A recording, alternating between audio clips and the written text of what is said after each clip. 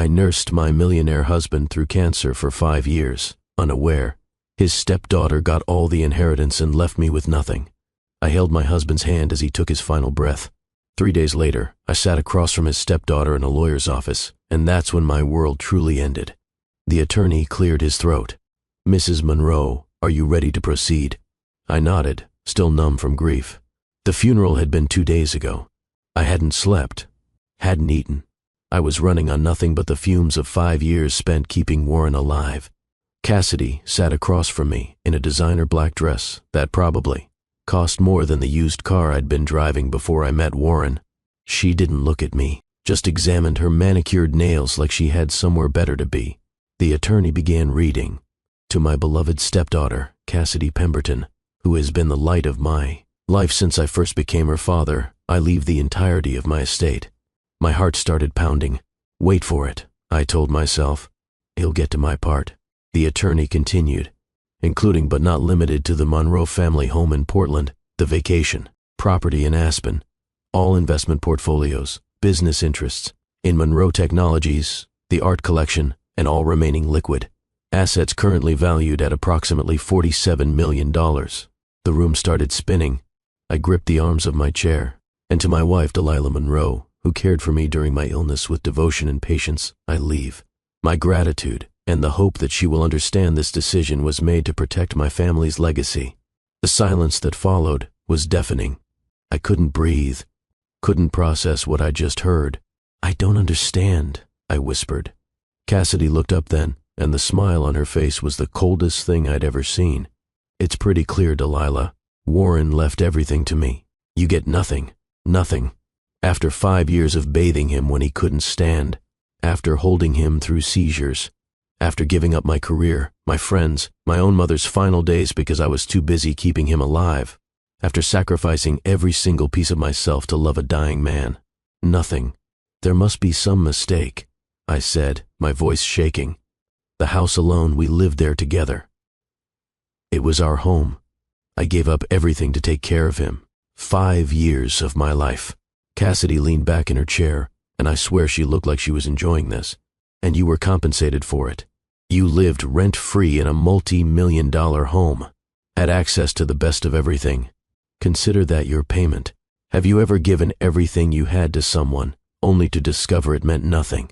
Have you ever sacrificed your health, your career, your entire life for love, only to be thrown away like garbage when it was over? Have you ever discovered that the person you trusted most betrayed you in the cruelest way possible? This is my story. The story of how I nursed my millionaire husband through 5 years of hell, only to discover his stepdaughter had manipulated him into leaving me with absolutely nothing. But it's also the story of how I fought back, how I discovered strength I never knew I had, and how the worst betrayal of my life became the catalyst for the greatest transformation I never saw coming. If you believe that good people shouldn't be crushed by greedy ones, if you believe in justice and the power of fighting back, stay with me. Because what you're about to hear will make you angry, will break your heart, but will ultimately restore your faith that truth always comes to light. My name is Delilah Monroe, and this is how I lost everything and found myself. 5 years earlier, I was having the worst day of my life. Actually, let me be more specific. I was having the worst month of my life, and that particular day was just the cherry on top of a very terrible Sunday. 3 weeks earlier, I'd been laid off from my teaching position at Roosevelt High School. Budget cuts, they said. Last hired, first fired. I'd been there 2 years, loved those kids, loved teaching literature and watching their minds open up to new ideas. Gone. 2 weeks earlier, my mother had been diagnosed with early onset Alzheimer's. She was only 62. The doctor said we had maybe 5 years before she wouldn't recognize me anymore, maybe less. And that morning, my car had broken down in the rain outside a cafe in downtown Portland. The mechanic said it would cost $1,800 to fix. I had $432 in my checking account.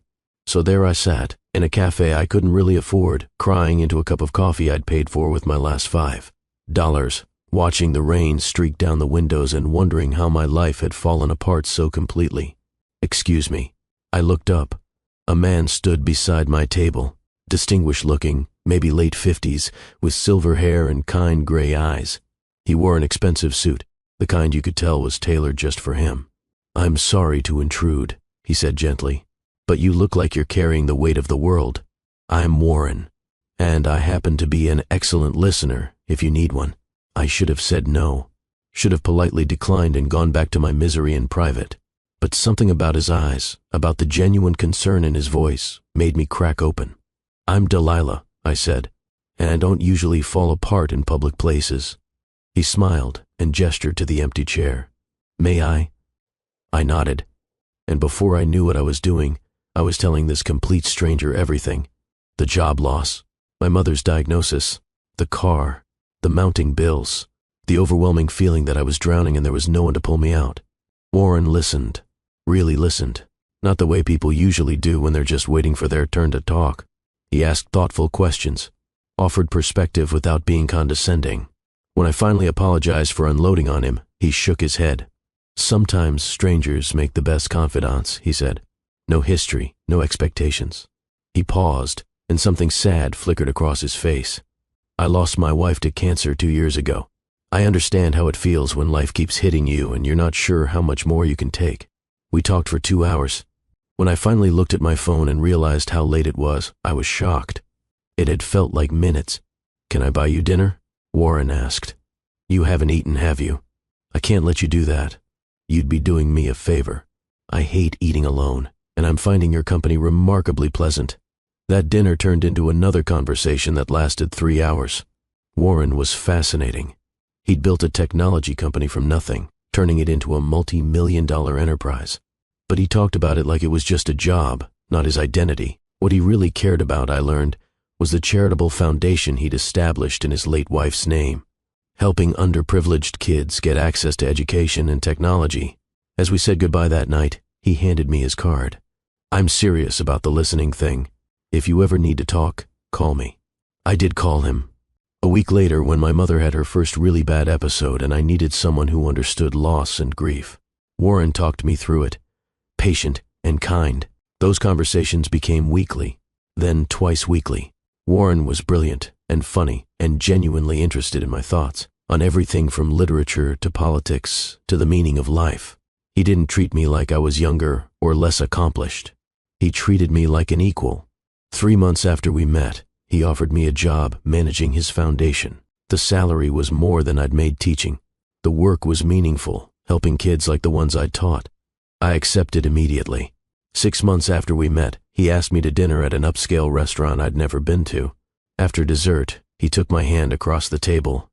Delilah, I know I'm older than you. I know we come from different worlds, but these past months have reminded me what it feels like to be alive. You're brilliant and kind, and you make me want to be a better man. I'm not expecting anything, but I needed you to know that I'm falling in love with you. My heart had stuttered in my chest.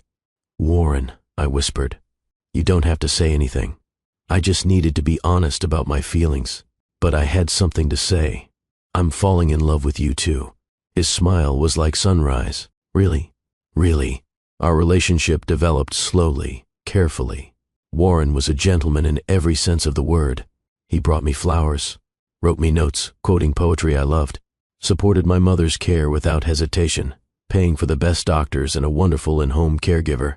A year after we met, he proposed. It was simple, genuine. We were in his study, reading side by side like we did most evenings. He set down his book and turned to me. Delilah, will you marry me?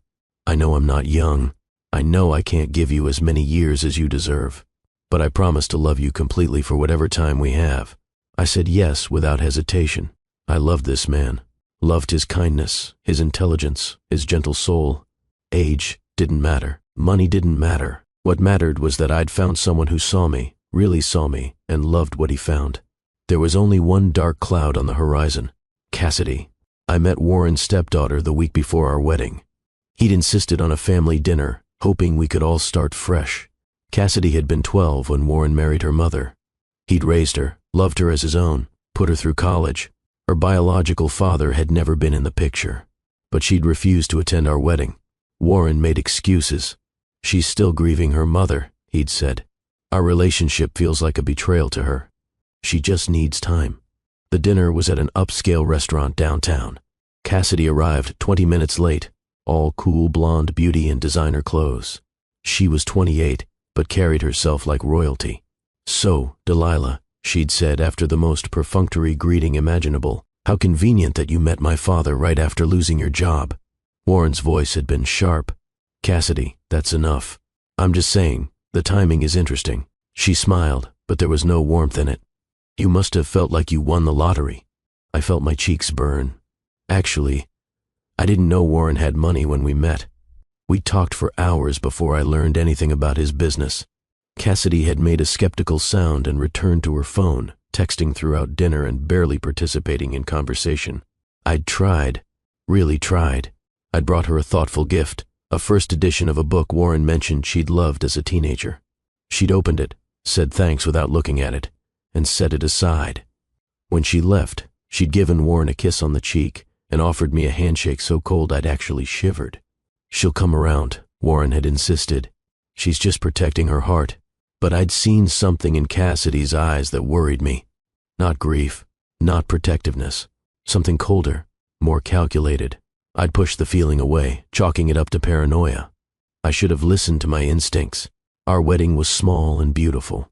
Just a few of Warren's close friends, my mother in one of her lucid moments, and an officiant who spoke about love transcending all boundaries.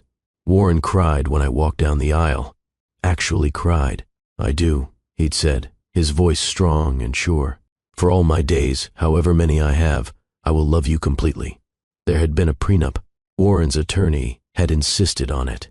Warren had been apologetic but firm. "It's just a formality, my dear. My attorneys say it's necessary because of the business and Cassidy's inheritance from her mother. But it doesn't mean anything. You're my wife, and I'll always take care of you." I'd signed it without reading it carefully. Why would I? I wasn't marrying Warren for his money. I was marrying him because I loved him, because he made me laugh and think and feel safe in a world that had felt terrifying. The first 2 years of our marriage were genuinely happy.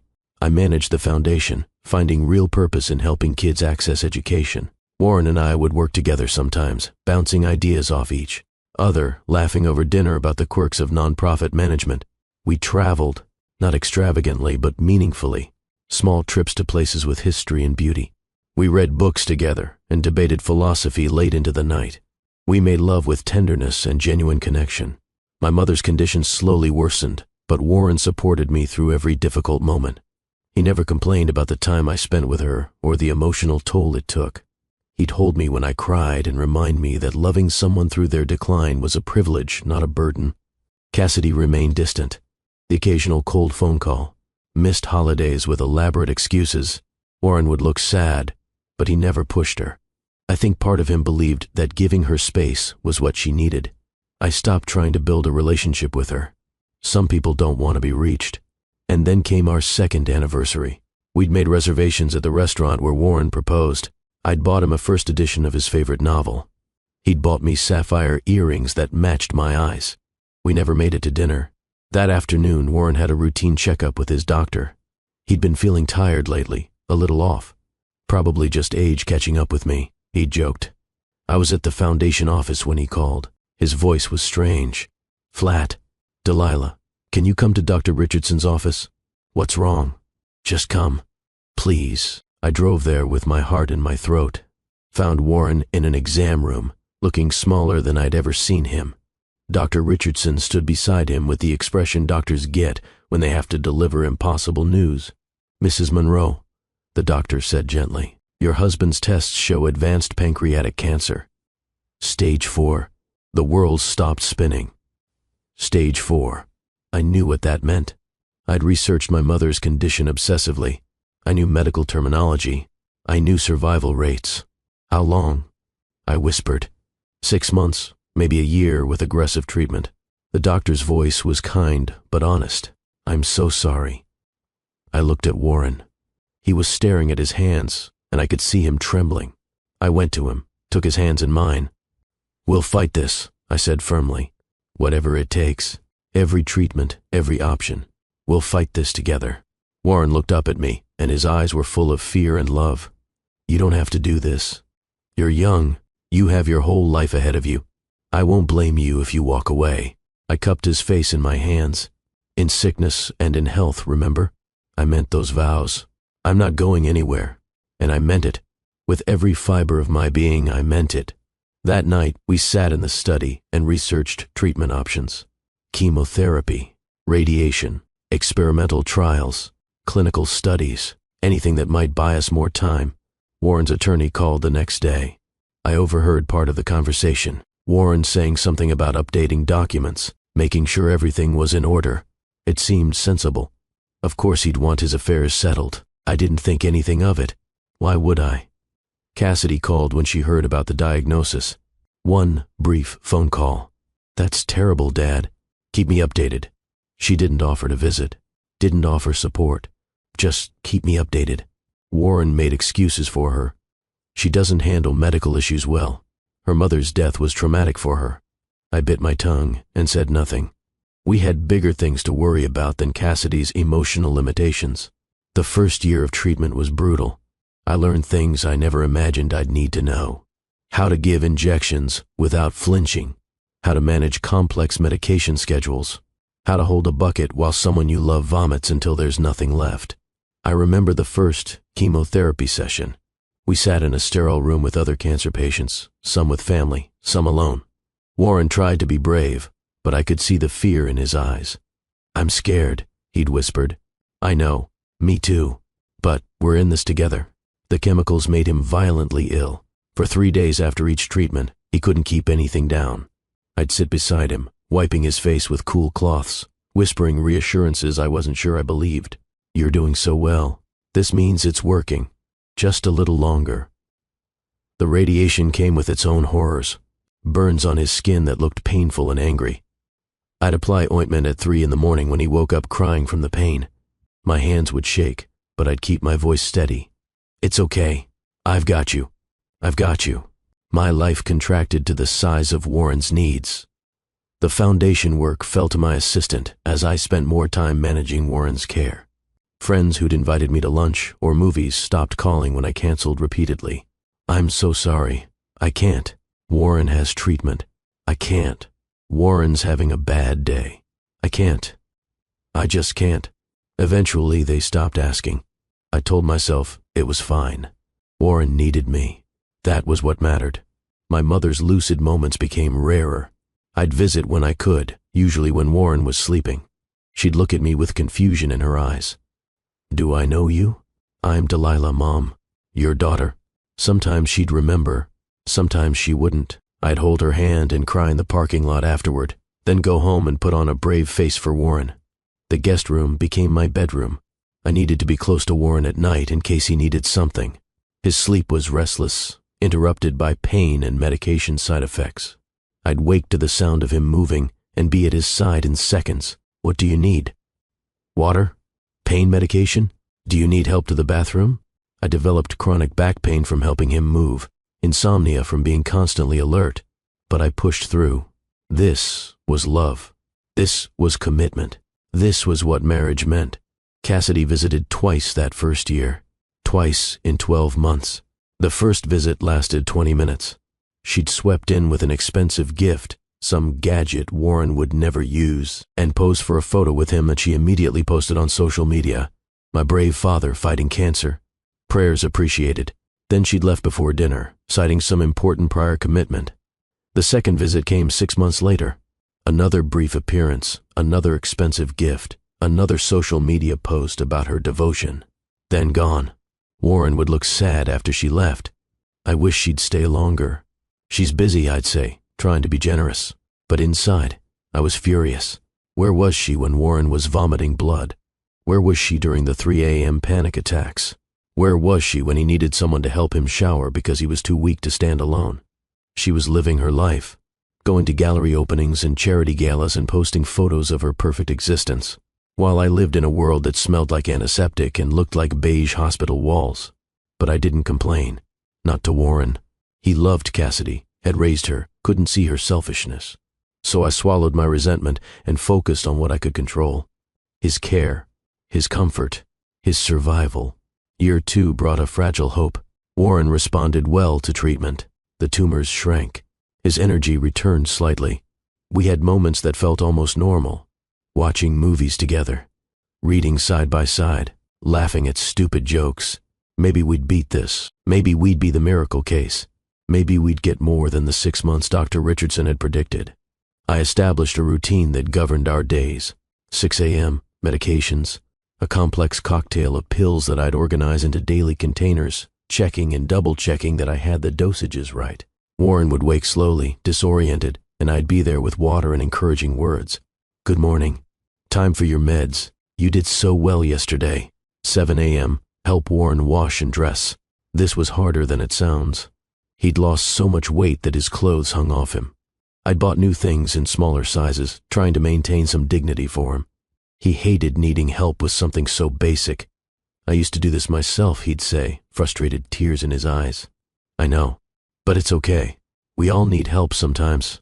9 m, breakfast, soft foods only. His throat couldn't handle anything with texture anymore. I'd make oatmeal, scrambled eggs, smoothies, anything with calories and nutrients that he could get down. He'd eat a few bites and push the plate away. I'm not hungry, just a little more. You need your strength. It was like feeding a stubborn child, except the child was the man I loved, and watching him waste away was killing me. 11 a.m., treatment or doctor appointments. At least 3 times a week, we'd make the drive to the hospital. I knew every nurse by name. They knew my coffee order. We were regulars in the oncology ward, part of a club nobody wanted to join. The waiting rooms all looked the same. Beige walls, outdated magazines, other people in various stages of illness and treatment. Some looked hopeful. Some looked like they'd already given up. I tried not to think about which category we fell into. 2 p.m., rest time. Warren would sleep, exhausted from the morning's activities. I'd use this time to handle everything else. Pay bills, return phone calls, order medical supplies, research new treatment options, anything to feel like I was doing something productive, like I had some control over the situation. 5 p.m., dinner. Another struggle to get food into him. Another negotiation about just a few more bites. Another failure as he ate less and less and his body consumed itself. 8 p.m., evening medications. More pills. More water. More false cheerfulness from me as I pretended this was all fine, all manageable, all temporary. 10 p.m., settling Warren for the night. Making sure he was comfortable. That the bed was positioned right. That his water was within reach. That the medication for breakthrough pain was accessible if he needed it. Midnight to 6 a.m., interrupted sleep. I'd wake every hour or two, listening for sounds from his room. Sometimes he'd call out. Sometimes he'd be in pain. Sometimes he'd be confused from the medications and think it was 20 years ago and wonder why his first wife wasn't there. I'm here. I'd say gently. It's Delilah. You're safe. This was my life. 24 hours a day, 7 days a week, for months that turned into years. The financial strain started creeping in during year 2. Insurance covered a lot, but not everything. Experimental treatments weren't covered. Holistic therapies that might help weren't covered. The special nutritional supplements his oncologist recommended weren't covered. I started using my savings. $5,000 here for a treatment that might boost his immune system. $10,000 there for a clinical trial spot. $15,000 for a holistic cancer center that promised integrative care. Warren didn't know. I handled all the finances, and I didn't want him stressed about money on top of everything else. What was money for if not this? If not keeping the person you love alive? My savings account went to 0. Then I started on my retirement fund. Cashed it out early, paid the penalties, didn't care. What good was retirement without Warren? $50,000. Gone. Into treatments and supplements and medications and hope.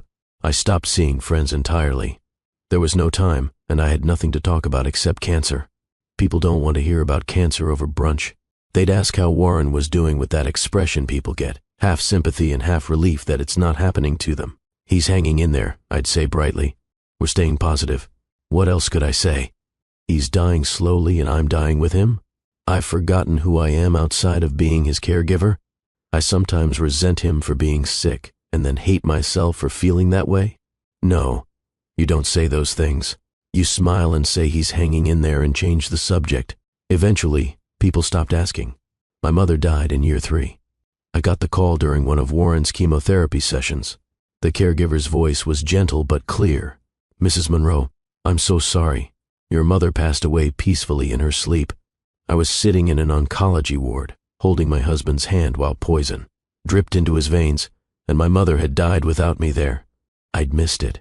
Missed my chance to say goodbye, to tell her I loved her one more time, to be there when she needed me.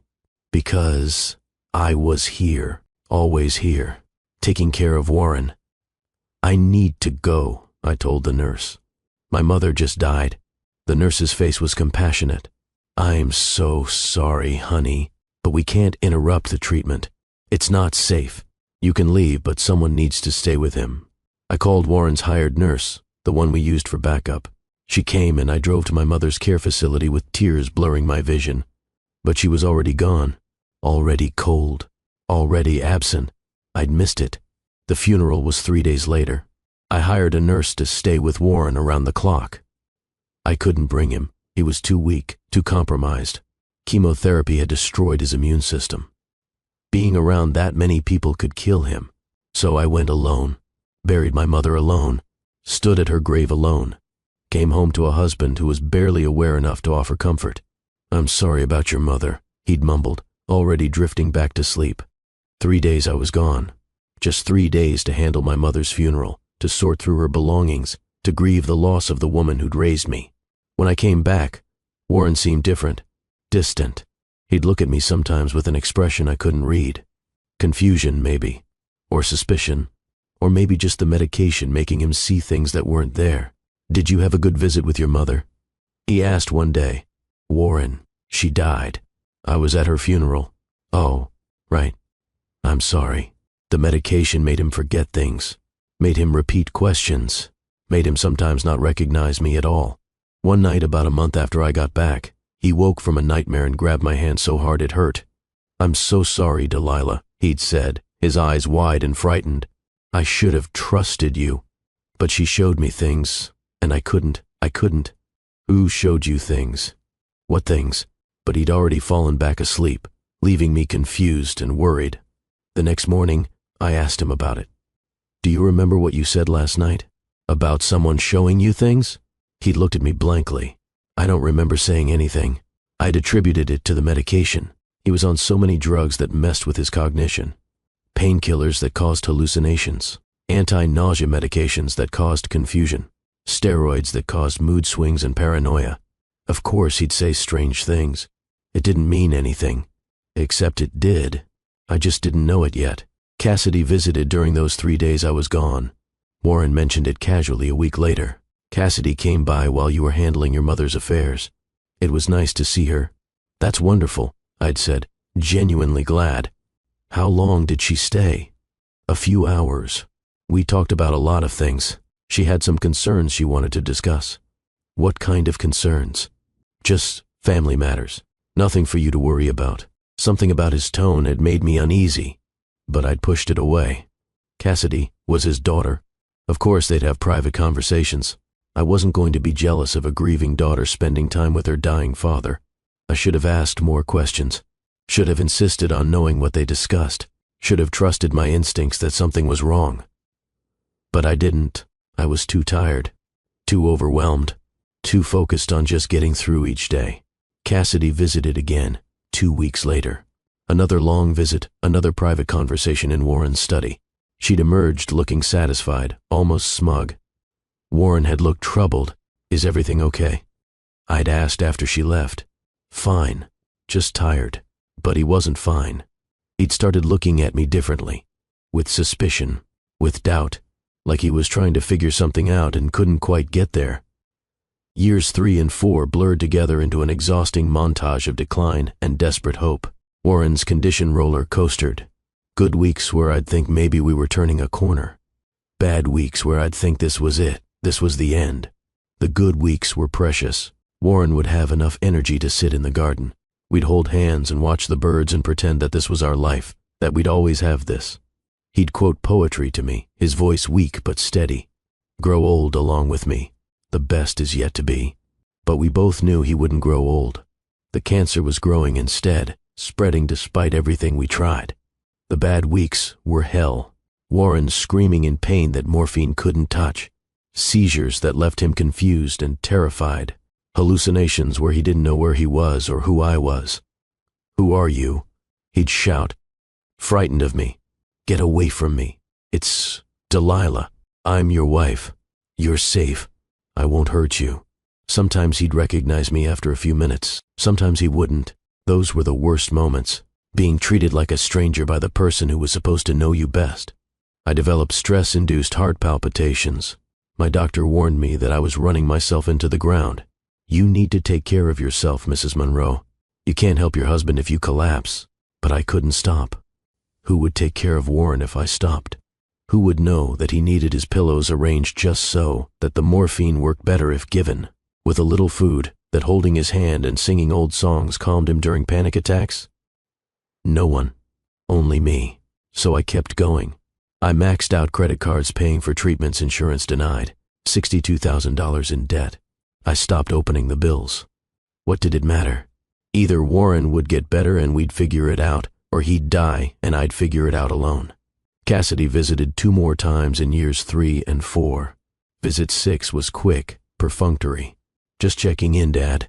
You look good. He didn't look good. He looked like a skeleton with skin stretched over it. But Cassidy wouldn't know that because she was never there to see the real day-to-day horror of what cancer does to a body. Visit 7 was different. Longer. She'd stayed for 2 hours, insisted on taking Warren to his study for private time. When they emerged, Warren looked shaken. Cassidy looked triumphant. What did you two talk about? I'd ask Warren later. Just estate planning. Making sure everything is in order. That sounds smart. It's good to have everything settled. He'd looked at me strangely then. Are you really who you say you are?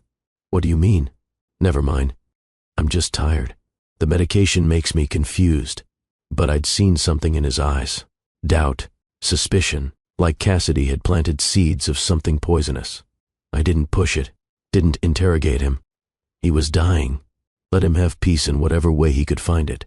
Another mistake. Another moment I'd look back on and wish I'd handled differently. Year 5 was the final descent. Warren qualified for hospice care. They brought in a hospital bed, oxygen concentrators, 4 poles. Our home became a medical facility. The room where Warren had once read late into the night became a place that smelled like death and medication. I moved a chair next to his bed. Slept there most nights, ready to wake at the slightest sound that he needed something. Warren's lucidity came and went. Sometimes he'd be himself, talking about books we'd read and memories we'd made. Sometimes he'd be somewhere else entirely, calling for his first wife, asking for Cassidy when she was a child. It's okay, I'd whisper. You're safe. I'm here. But was I really there? Or had I become just an extension of his illness, a caregiver without a separate identity? I'd forgotten what it felt like to sleep through the night, to have a conversation about something other than medical issues, to be Delilah, not just Warren's wife and nurse. I'd forgotten who I was. The hospice nurse was kind. She taught me how to keep Warren comfortable as his body shut down, how to manage his pain, how to recognize the signs that death was approaching. It could be days, she said gently, or weeks, but it won't be long now. Warren had moments of startling clarity in those final weeks. He'd grab my hand and look at me with the man I'd married shining through. You're an angel, he'd say. My angel Delilah. I love you. I've always loved you. I'm sorry. I'm so sorry for everything. There's nothing to be sorry for. You've given me everything. But had he taken everything? I shoved the thought away, ashamed for even thinking it. 2 days before he died, I'd gone to the pharmacy to pick up his medications. When I came back, Warren was agitated. He'd managed to sit up, was reaching for something on his bedside table. What are you doing? You shouldn't be moving without help. Had to record something. Important. Record what? He'd collapsed back onto the pillow, exhausted from the effort. Mitchell helped me. Needed to tell the truth. Mitchell was Warren's friend from college, a cybersecurity expert. I didn't know he'd been by. Warren, what did you record? But he was asleep again, breathing labored and ragged. I didn't think about it again. There were too many other things to manage. Making sure Warren was comfortable, preparing myself for the end, trying to figure out how I'd survive the grief that was coming. The final day came quietly. Warren's breathing changed. The hospice nurse confirmed what I already knew. It's time. He's transitioning. I held his hand, talked to him about our life together, reminded him of the day we met, our wedding, the good years before cancer consumed everything. You saved me, I whispered. That day in the cafe, I was drowning. You pulled me out. You gave me purpose and love and a reason to keep going. Thank you for that. Thank you for loving me. Warren's eyes opened. One last moment of clarity. He saw me, really saw me. I love you. I'm sorry. I love you. I love you too. It's okay to rest now. You can let go. You saved me. 5 years, gift, because of you. His hand went slack in mine. His chest rose one final time and didn't rise again. He was gone. I sat there for a long time, holding his hand, crying silently. The hospice nurse gave me space. Let me say my goodbyes in private. When I finally stood, my legs barely supported me. 5 years of purpose had just evaporated. 5 years of identity as Warren's caregiver, gone in a single breath. What was I supposed to do now? The hospice nurse made the necessary calls. The funeral home came and took Warren's body.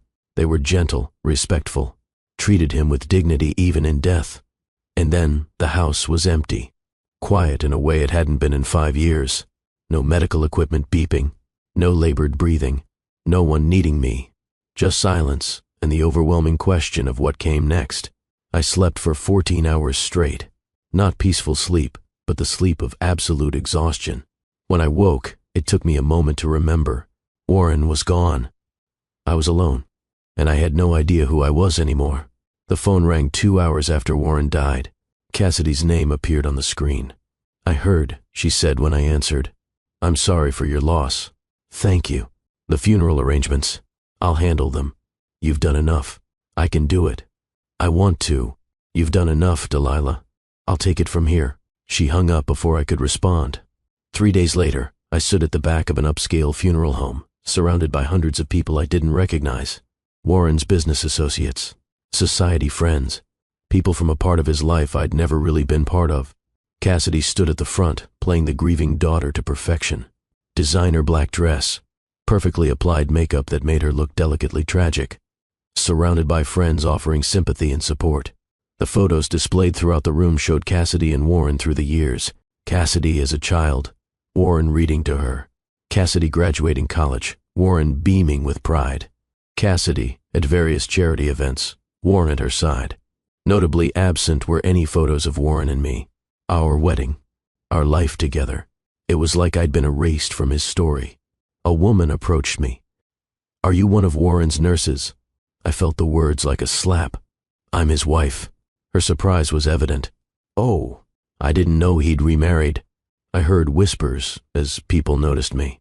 Is that her? She's younger than I expected. I heard she was his caregiver first. Well, she certainly timed that well. The implications were clear. Gold digger, opportunist, someone who'd taken advantage of a sick man. I stood alone at the back while Cassidy gave a moving speech about her beloved father who raised me, who taught me everything, who I'll miss every day for the rest of my life. No mention of the wife who'd sat vigil for 5 years. No acknowledgement of the woman who'd given up everything to keep him alive. I was invisible. After the service, Cassidy approached me.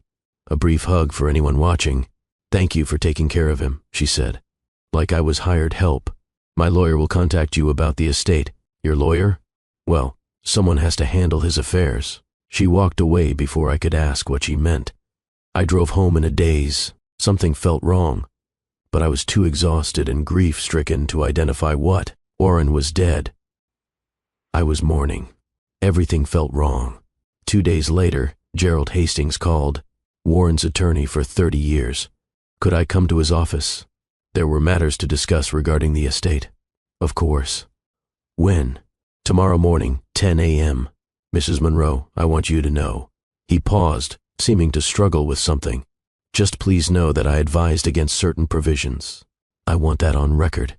What provisions? We'll discuss it tomorrow. He hung up, leaving me confused and uneasy. I should have known then. Should have felt it coming. But I was still numb from grief, still processing Warren's death, still trying to figure out how to exist in a world without him. I wore the same black dress I'd worn to the funeral. Hadn't had the energy to find something else. Hadn't eaten in 2 days.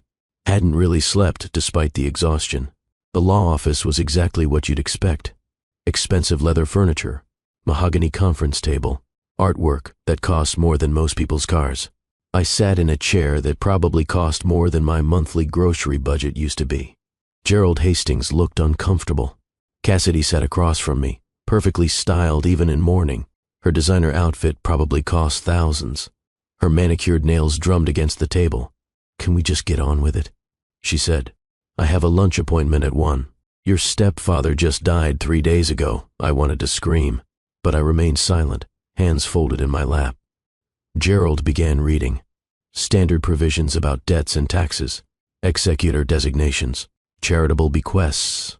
I waited for my name, certain it was coming, to my beloved stepdaughter, Cassidy Pemberton, who has been the light of my life since I first became her father. I held my breath. I leave the entirety of my estate, including but not limited to the Monroe family. Home in Portland, the vacation property in Aspen, all investment portfolios, business interests in Monroe Technologies, the art collection and all remaining.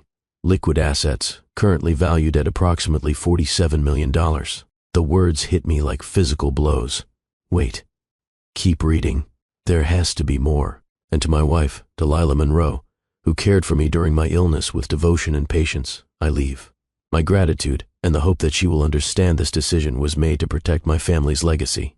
Nothing, not $1, not one possession, not even a token bequest, just gratitude.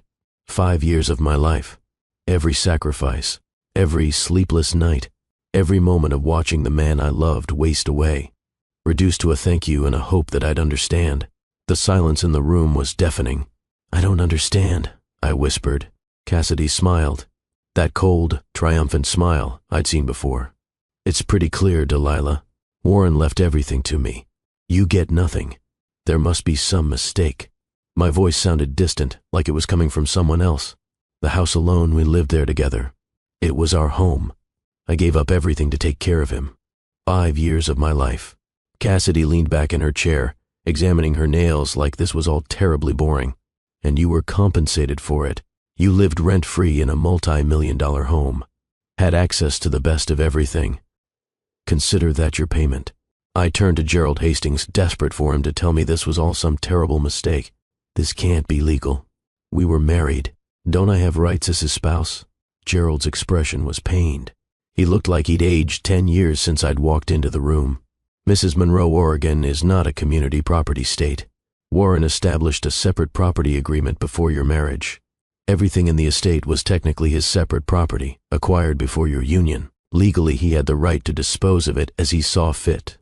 The prenup, the document I'd signed without reading carefully because I trusted Warren completely, because I'd married him for love, not money, because I'd never imagined I'd need legal protection from the man who'd promised to love me forever. "You have 30 days to vacate the premises," Cassidy said, standing and gathering her designer handbag. "I'm having the house renovated, and the contractors need clear access." 30 days? I felt like I was drowning. Where am I supposed to go? All my savings went to supplemental care for Warren. The holistic treatments insurance wouldn't cover. Not my problem. Cassidy moved toward the door, her heels clicking against the hardwood floor like gunshots. Then she paused and turned back, and what she said next destroyed me completely. "Oh, and Delilah, thank you for keeping him alive long enough to update his will. 3 years ago, he'd left you a small bequest. But after our last few conversations, he came to understand where his true loyalty should lie." The room spun. What conversations?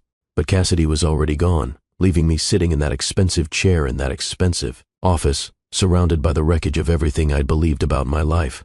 Gerald moved to sit beside me. His hand on my shoulder felt like the only solid thing in a world that had just turned to quicksand. "Mrs. Monroe, I'm so sorry. I argued with Warren about this extensively, especially in the last 6 months. But he was influenced. Cassidy visited him several times when you were away handling your mother's affairs. I don't know what she said to him, but after each visit, he became more convinced that the estate should go entirely to her. My mother. I'd been gone for a week to bury my mother. That's when Cassidy had gotten to him. When he was at his most vulnerable, his most confused, his most susceptible to manipulation. What are they like?" The words came out broken. "I'm sorry?" The conversations. What did they talk about? Gerald shook his head. "I don't know specifics. But Delilah, I've been practicing law for 45 years. Something about this situation doesn't sit right with me. Warren was many things, but he wasn't cruel. The man I knew wouldn't have done this to you. Apparently the man you knew and the man I married are two different people. I stood on shaking legs. Thank you for your honesty, Mr. Hastings. Wait. Gerald pulled a business card from his pocket. This is my nephew, Jordan Hastings. He's an investigative attorney who specializes in estate fraud and undue influence cases. I can't officially advise you to contest the will. It would be a conflict of interest. But if you were to speak to Jordan independently, well, that would be your decision. I took the card with numb fingers. Jordan Hastings, attorney at law, specializing in estate litigation and elder abuse. What would be the point? You said it's legal. Legal and ethical aren't always the same thing. Gerald's voice was firm. And if Cassidy did manipulate Warren when he was vulnerable, when his mental capacity was compromised by illness and medication, that's undue influence. That invalidates the will. I stared at the card. Jordan Hastings, a stranger who might be able to help. Or might just be another person who'd take what little I had left and leave me with even less. Thank you, I said quietly, tucking the card into my purse. I drove home, if I could even call it home anymore. 30 days. I had 30 days before I'd be homeless, penniless, completely alone. The mansion felt different now. Every room I walked through was a reminder of what I'd lost. The guest room where I'd slept for 5 years, always on alert for Warren's needs. Warren's sick room where the hospital bed still stood, sheets still rumpled from where he'd taken his last breath. The study where we used to read together. The kitchen where I'd made countless soft meals he could barely eat. The garden where we'd sat on good days pretending we had forever. None of it was mine. It never had been. I'd just been borrowing it, living in Warren's world on Warren's terms. And now that he was gone, there was no place for me here. My phone buzzed. A text from Cassidy. Movers coming Thursday to pack Warren's personal items. Don't touch anything. It's all estate property. Thursday, 2 days away. I looked around at the life I'd built, or thought I'd built, and realized how little of it was actually mine. I went to the bedroom and started packing. My clothes fit into 2 suitcases. My books filled 3 boxes. Personal items, photos, the few pieces of jewelry that had been gifts from my mother. That was it. That was all I had to show for 7 years of my life. Everything else belonged to Warren. Now it belonged to Cassidy. I picked up our wedding photo. Warren and I on the courthouse steps, both of us smiling like we'd won the lottery. I looked so young in that photo. So hopeful, so stupidly, blindly trusting. The frame was ornate, probably expensive. Estate property, according to Cassidy's mover. I removed the photo carefully and left the frame on the dresser. That night, I couldn't sleep. I lay on the floor of the guest room, the bed already claimed by Cassidy's movers as estate property. My sleeping bag was all I had left. I stared at the ceiling and tried to figure out where everything had gone so wrong. Had Warren ever really loved me? Or had I just been convenient, someone to take care of him when he got sick? No, I couldn't believe that. The man who'd courted me with poetry and flowers, who'd cried at our wedding, who'd held me through my grief over my mother. That man had loved me. But the man who'd changed his will 7 months ago, who'd believed whatever Cassidy told him, who'd left me with nothing. That man I didn't know at all. I pulled out Jordan Hastings' card and stared at it in the darkness. What did I have to lose? I'd already lost everything. The next morning, I called the number. My hands shook as I dialed. A man answered on the second ring, his voice warm and professional. Jordan Hastings. Mr. Hastings, my name is Delilah Monroe. Your Uncle Gerald suggested I call you about my husband's will. Mrs. Monroe, yes. Uncle Gerald called me yesterday and briefed me on your situation. I'm so sorry for your loss and for what you're going through. There was genuine compassion in his voice, not the practiced sympathy I'd heard from so many people. Would you be available to meet tomorrow? I'd like to hear your story in detail. I don't have any money to pay you. Everything I had went to Warren's care. Let's not worry about that right now. Sometimes cases are worth taking regardless of compensation. Would 10 o'clock work for you? Something about his voice made me want to trust him. Steady, honest, like he actually cared about what happened to me. Yes, thank you. Mrs. Monroe? Don't let Cassidy intimidate you. If something wrong happened here, we'll find it. I hung up feeling something I hadn't felt since Warren died. Hope. Tiny, fragile, probably foolish, but hope nonetheless. The movers came Thursday morning, 3 hours earlier than Cassidy had said. I was still packing when they knocked on the door. Heavy, insistent knocking that made it clear they weren't going away. "We're here for the Monroe estate items," the lead mover said. He was a big guy with a clipboard and an expression that said he'd done this job too many times to care about the human drama behind it. "I still have a week," I said. The notice said 30 days. "We're on a schedule, ma'am. We've been authorized to begin inventory and packing." "Authorized by who?" "Miss Pemberton. She owns the property now." Of course she did. I stepped back and let them in, watching as strangers began cataloging and boxing up pieces of my life. "Is this yours or estate property?" one of them asked, pointing to a set of books on the shelf. "Those are mine. I brought them into the marriage." He made a note on his clipboard.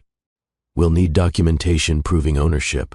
Documentation? I'd need documentation to prove that books I'd owned for 10 years were actually mine. I watched them work, feeling more and more like a ghost in my own home. They moved through rooms with efficient detachment, wrapping and boxing and labeling.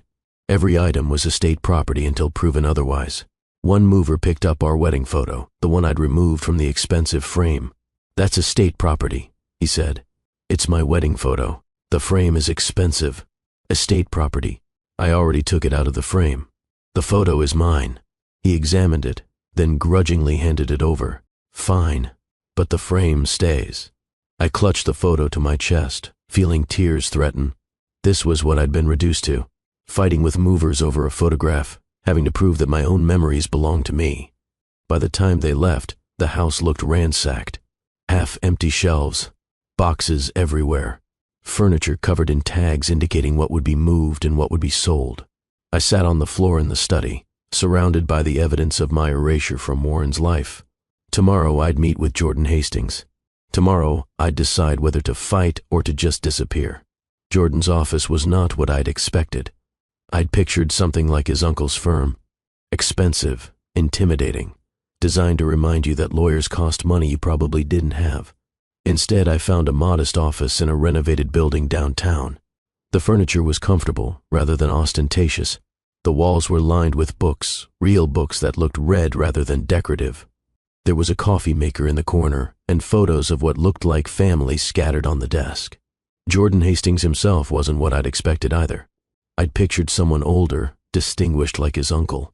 Instead, the man who greeted me was maybe late 30s, with kind hazel eyes and sandy brown hair that looked like he'd forgotten to comb it. He wore jeans and a button-down shirt, no tie, no suit jacket. "Mrs. Monroe, please come in." His handshake was firm and warm. "Can I get you coffee? Water?" "Water would be good, thank you."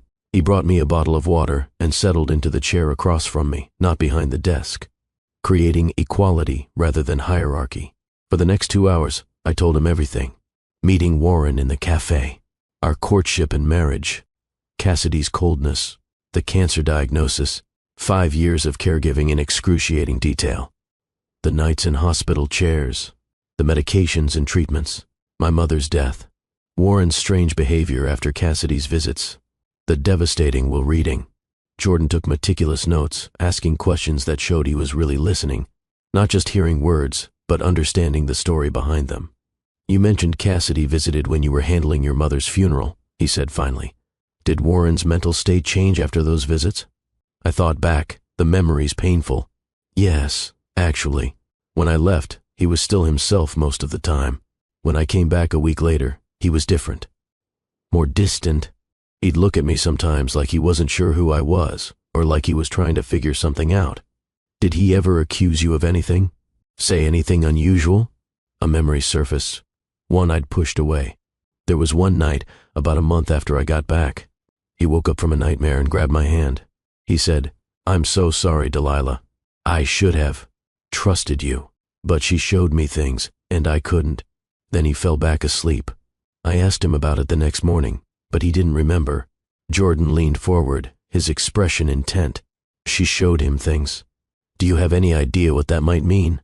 "No." I assumed it was the medication making him confused. "Mrs. Monroe, may I call you Delilah?" I nodded.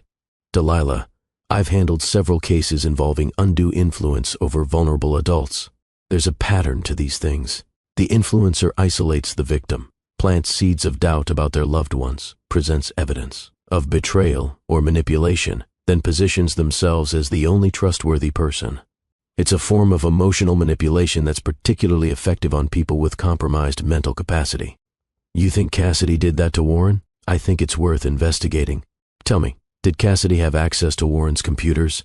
His email? His phone? I nodded slowly. She'd take him to his study sometimes during her visits. Said they needed private father-daughter time. I tried to respect that. Of course you did. You're a decent person. Jordan made more notes. Here's what I'd like to do. I'm going to file a motion to contest the will based on suspected undue influence and diminished capacity. That will buy us time and potentially give us access to Warren's electronic communications from the last year of his life.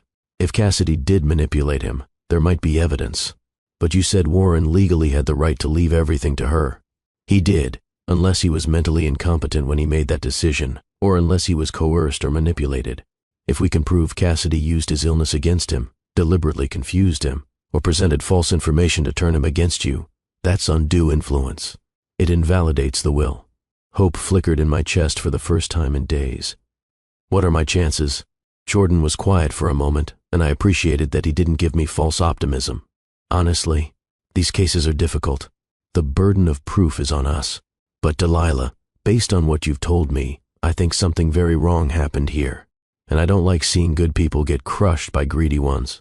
Why are you taking this case? Your uncle said you're one of the best estate attorneys in Portland. You could make more money on corporate clients. Jordan's expression softened.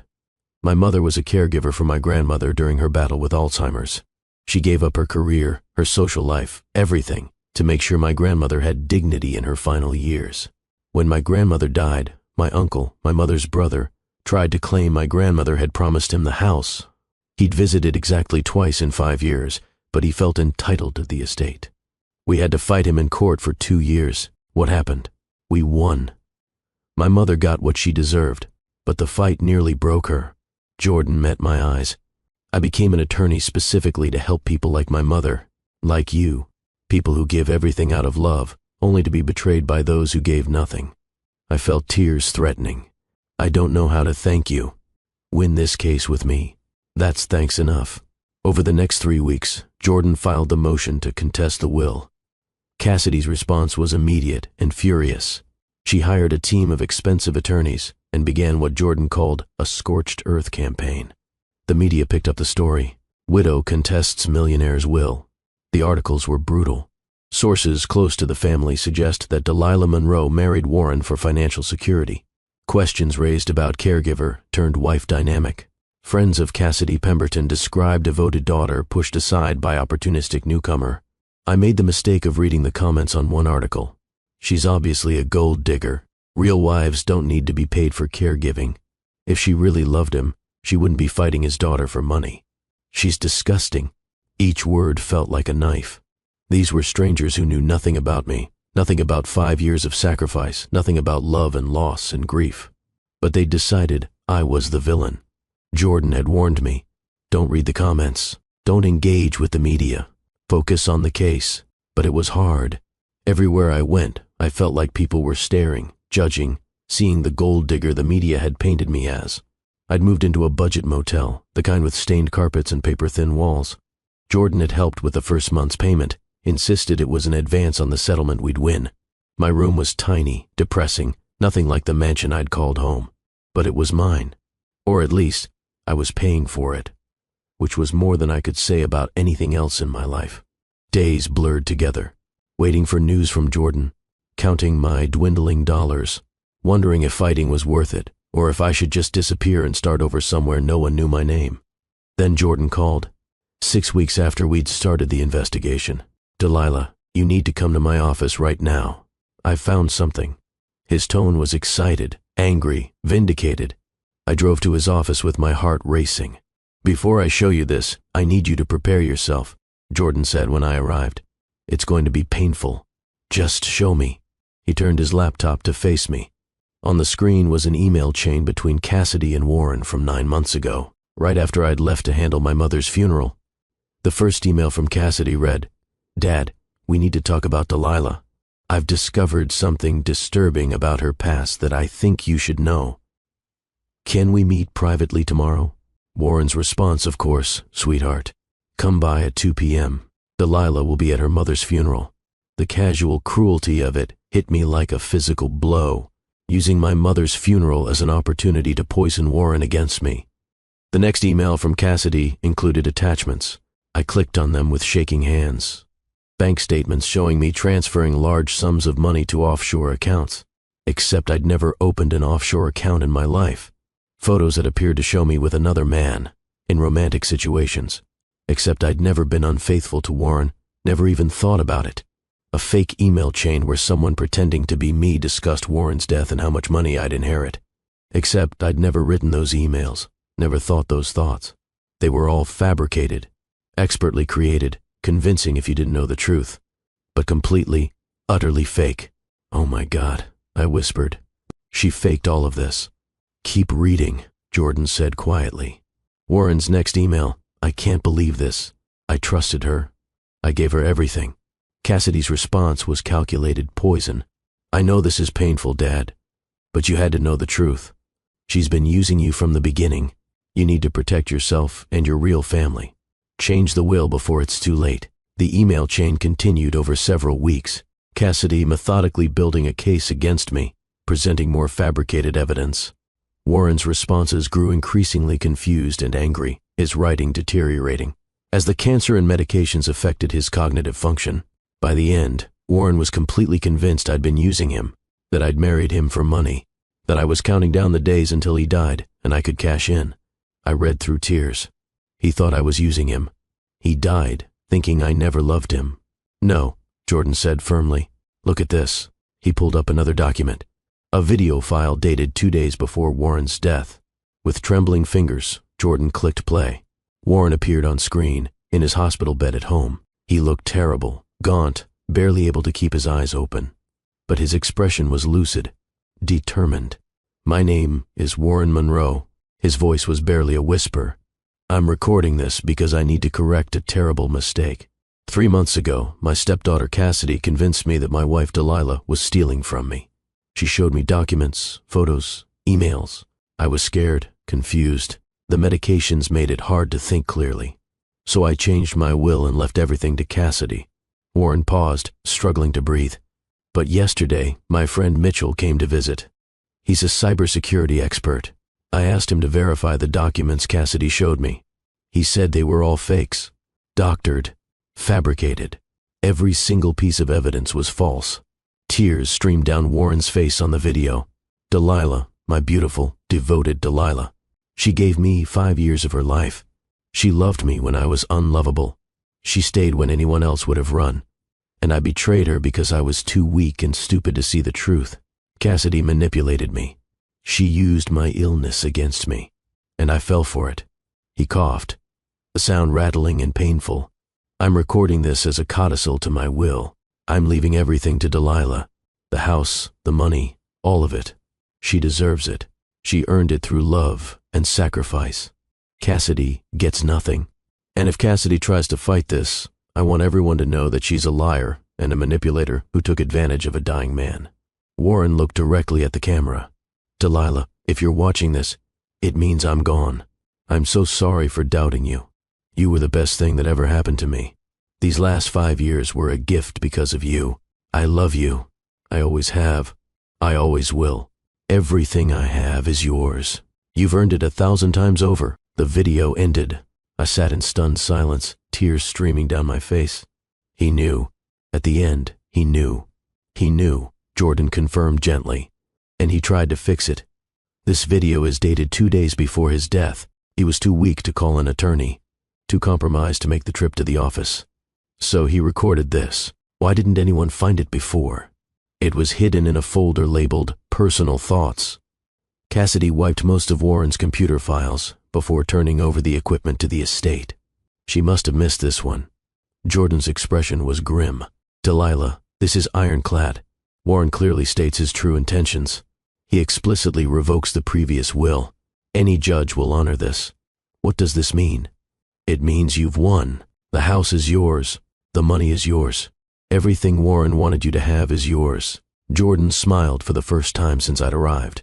And Cassidy is in serious legal trouble for fraud and elder abuse. If this story is making you angry, if you're feeling that fire of justice building in your chest, hit that like button right now. And subscribe, because you need to see what happens when Delilah finally confronts Cassidy. Drop a comment and tell me, would you prosecute Cassidy or would you let her go? Keep watching, because this confrontation is going to be epic. The second will reading took place 3 weeks later. Same conference room, same mahogany table. But this time, the power dynamic was completely different. Cassidy arrived with her legal team, 3 attorneys in expensive suits, who looked like they charged $1,000 just to breathe. She swept in like she owned the place, which I guess she thought she did. Then she saw me sitting there with Jordan, and her expression faltered. Just for a moment, a flicker of uncertainty. "This is ridiculous," she said, settling into her chair. "We already settled the estate.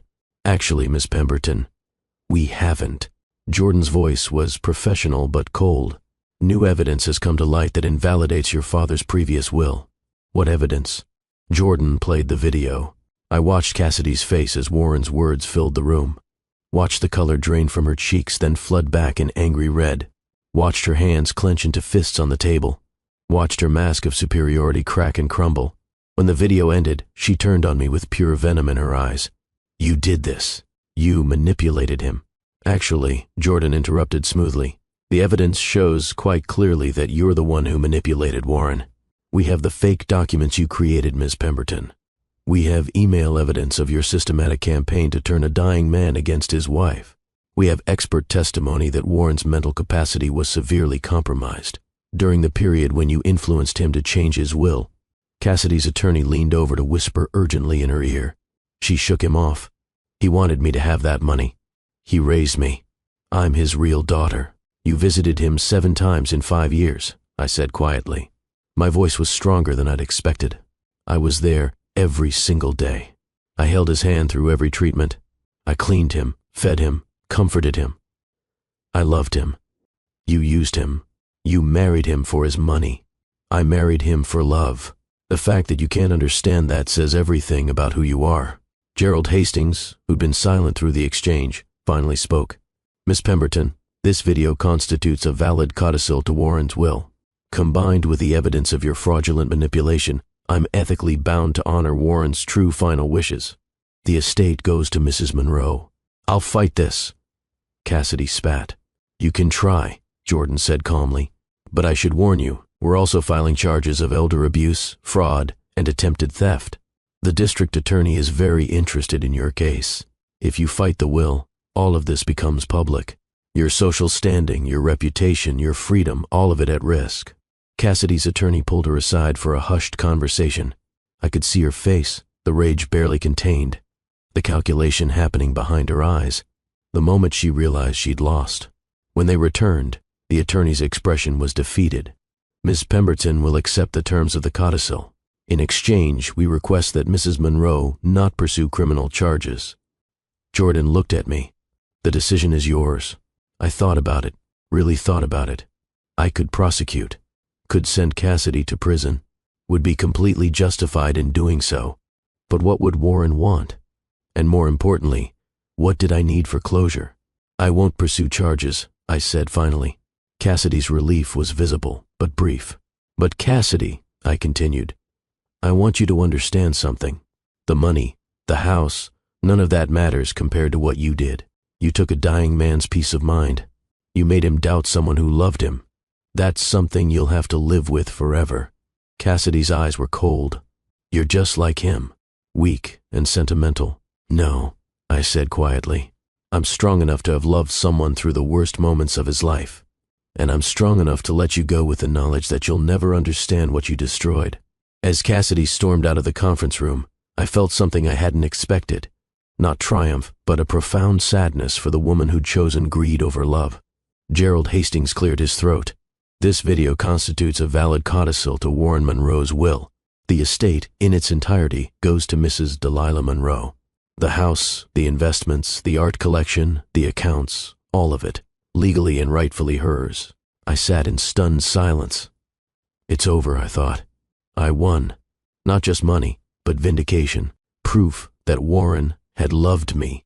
Proof that I wasn't the gold digger everyone thought I was. Proof that truth eventually comes to light. Thank you, I said to Jordan, for believing me, for fighting for me. Thank you for trusting me. He smiled. And for being exactly as strong as I thought you were. The next few weeks were a blur of paperwork and practicalities, transferring accounts into my name, updating deeds and titles, sorting through the legal aftermath of everything that had happened. Moving back into the mansion felt strange. This house where I'd lived for 7 years, where I'd cared for Warren, where I'd lost myself. Now it was legally mine, but it didn't feel like home. I hired people to remove the medical equipment, dismantled the hospital bed, took down the 4 poles, cleared out the oxygen concentrators and medication organizers and all the tools of caregiving that had defined my life for so long. Warren's sick room became a study again. I painted the walls a warm cream color, erasing the institutional beige, brought in bookshelves and a comfortable chair, created a space for reading and thinking rather than dying. Slowly, carefully, I began to reclaim the house. Make it mine rather than Warren's. Or more accurately, make it mine rather than a mausoleum to my grief and sacrifice.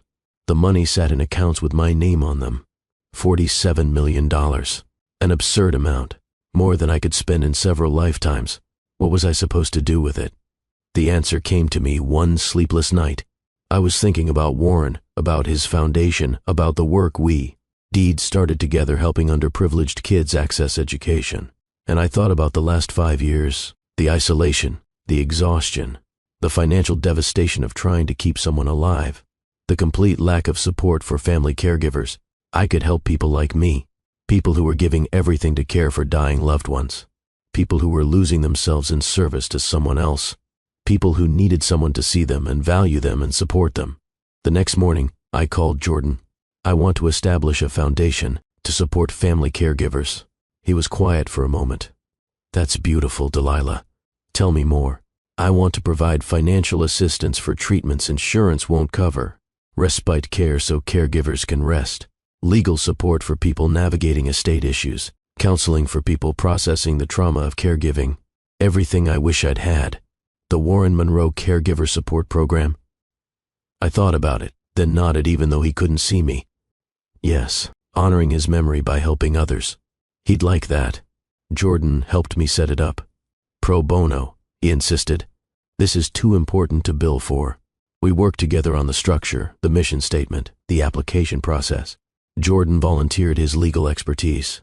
I threw myself into the work, finding purpose in transforming my pain into something that could help others. The first gala was 6 months after the will was settled, a fundraiser to support the caregiver program. I was terrified. Public speaking had never been my strength, and the media attention around the will contest had made me wary of being in the spotlight. But Jordan stood with me. You have an important story to tell. People need to hear it. The ballroom was full of donors, program recipients, community leaders.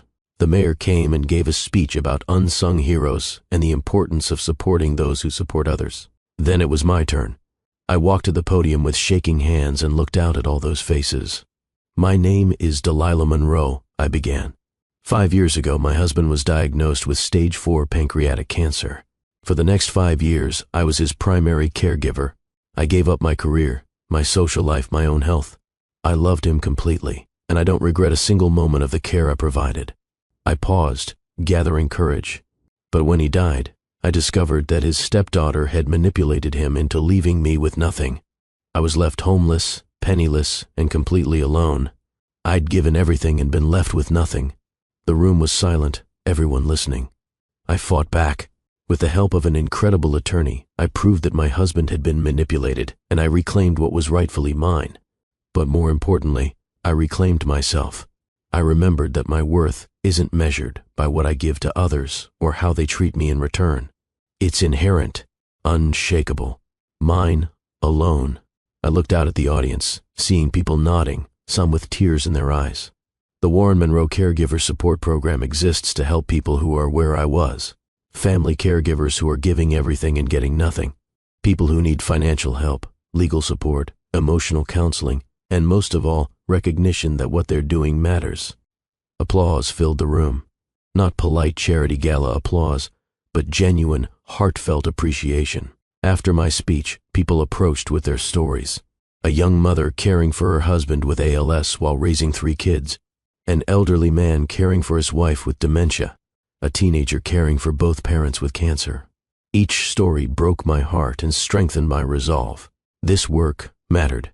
These people mattered. And I could help them. Jordan found me later in the evening, standing on the balcony looking out at the city lights. "You were incredible up there," he said. I was terrified. "You didn't show it." He moved to stand beside me. "You know, when Uncle Gerald first told me about your case, I thought it would be a standard estate dispute. I had no idea how extraordinary you are." "I'm not extraordinary. I just did what anyone would do for someone they love." "No, that's exactly what makes you extraordinary. Most people wouldn't. Most people would have left when things got difficult. But you stayed. You gave everything." Jordan paused. Warren was a lucky man, even if he lost sight of that for a while.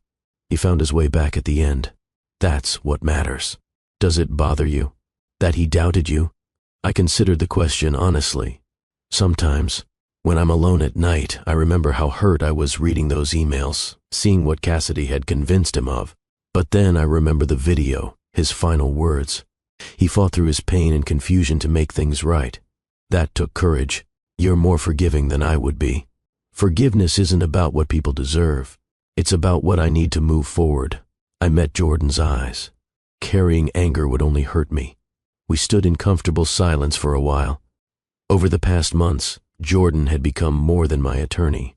He was my friend, my colleague, my partner in building the foundation. I valued his steadiness, his integrity, his genuine compassion for people in pain. "Delilah," he said finally, his voice carefully casual. "I want to ask you something, but I don't want you to feel pressured. Our professional relationship is technically over now that the estate is settled. If you're not interested, we can absolutely remain just friends and colleagues." My heart began to beat faster. "What is it? Would you have dinner with me? Not as your attorney, not as a colleague on the foundation board, as something else."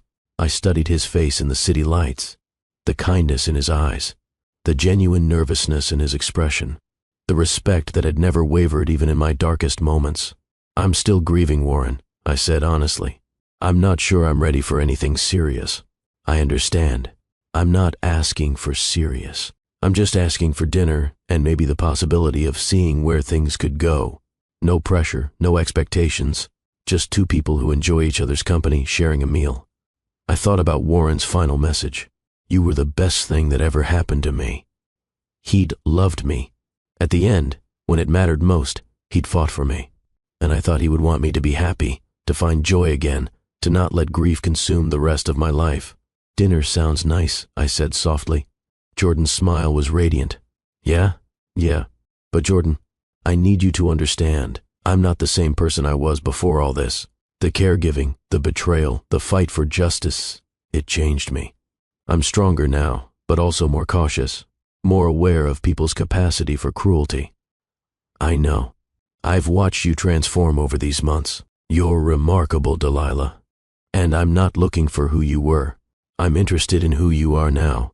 Who am I now? A woman who knows her worth, who stands up for herself and others, who's built something meaningful from pain, who's chosen to help people instead of becoming bitter. He reached across the space between us, stopping just short of taking my hand. A woman I'd very much like to get to know better, if she'll let me. I thought about the journey that had brought me here, the devastation of Warren's betrayal, the shock of being left with nothing, the fight to reclaim what was rightfully mine, but also the discovery of my own strength, the realization that I didn't need Warren's money to be whole, the decision to transform my pain into purpose.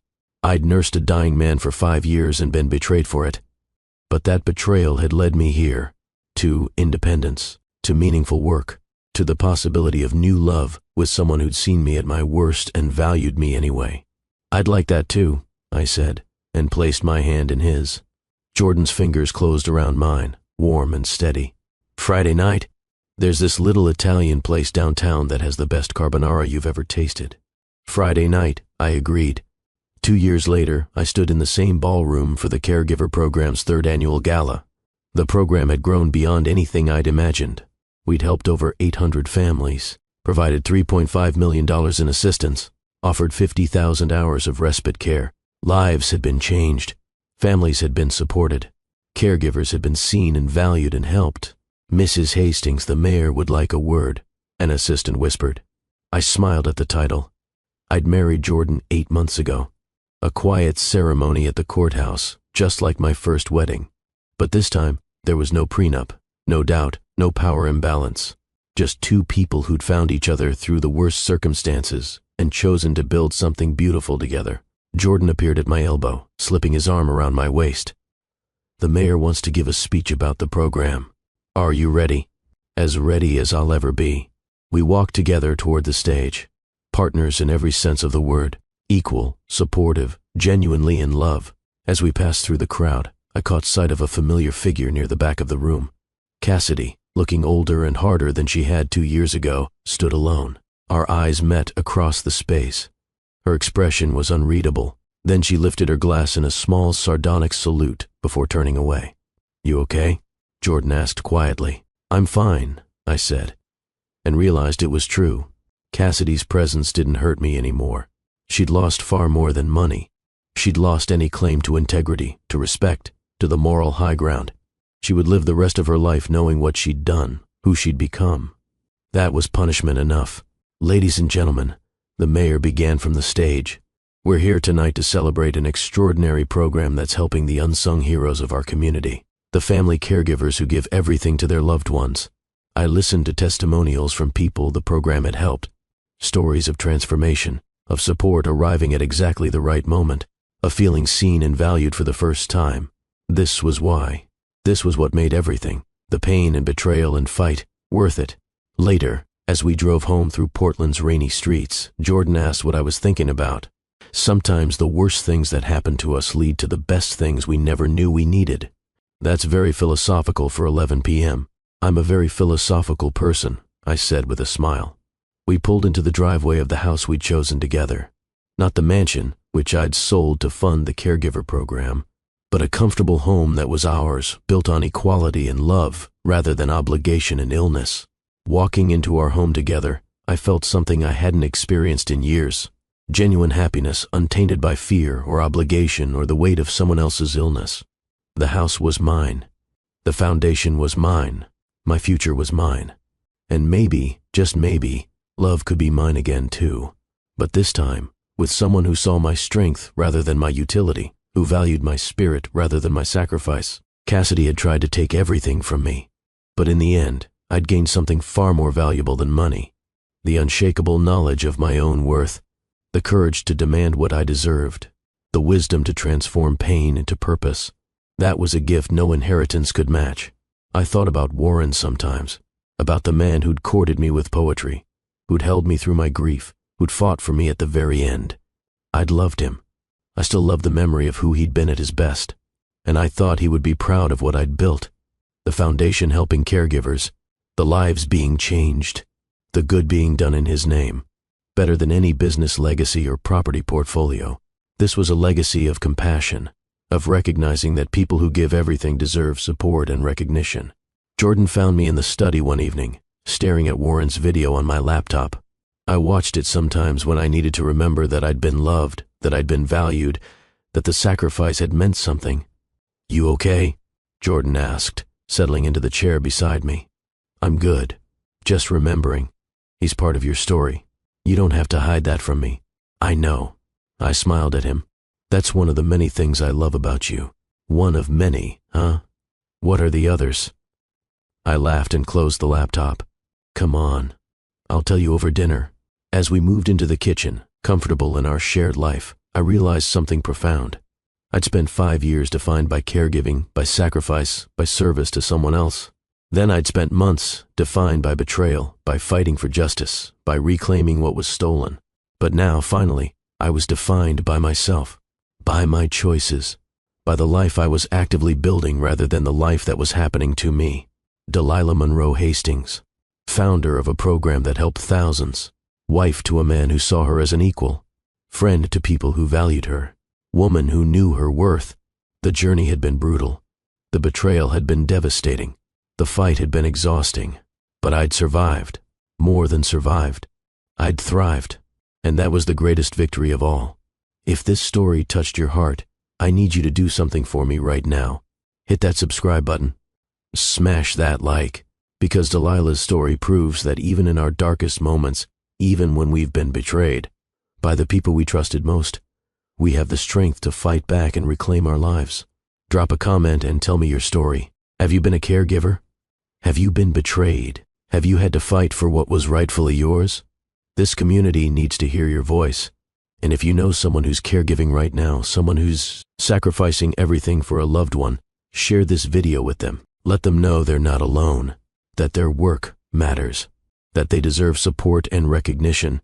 Remember this, your worth isn't measured by what you give to others or how they treat you in return. It's inherent, unshakable, yours alone. Never let anyone convince you otherwise. Sometimes the greatest inheritance isn't money. It's learning to value yourself. I'm Dr. Phillips, and this is Love and Twilights, where every story teaches us something about the human spirit and reminds us that we're stronger than we think. Until next time, remember, you are enough. You always were.